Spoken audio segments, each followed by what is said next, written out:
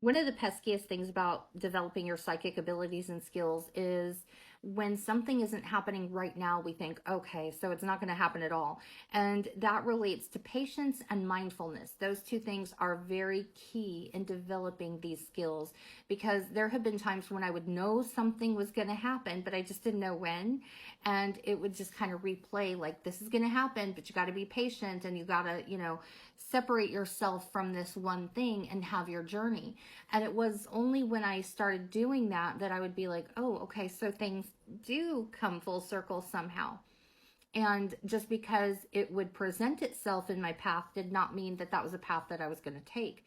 For example, here, there have been many opportunities that I could have taken when it comes to career path, but somehow I just ended up here as a professional psychic. So it was one of those things where I needed a temp job, and I'm like, well, what am I really good at? And I'm like, well, okay, I'm going to give myself a try at doing this and see what comes of it. And, so serendipity right here. But being mindful of, just because it's not happening now does not mean it's not going to happen ever. And when we feel like giving up, sometimes if we give up on one path, we are pulling ourselves away from another path, because there have been many that if I had gone forward, I would be doing something so different from this right now. And with being patient and mindful, it starts with the simple things. So I microwaved this hamburger and I'm waiting for it to cool so I can really actually enjoy it, instead of like burning myself and not caring, because there's no enjoyment in that. So by being patient, I am able to be mindful. I didn't even open my soda yet because I'm really waiting.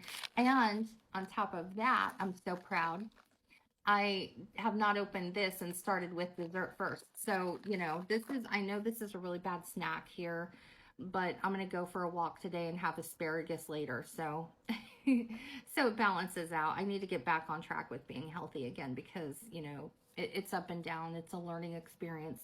But, little moments like this, when we're waiting for something and we're getting impatient, like having a couple bucks to spend and rushing out to spend it just because we have it, instead of saving it for something we really want.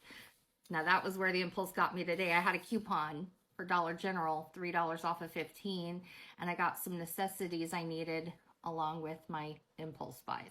So that was, an example there. But, you get the idea.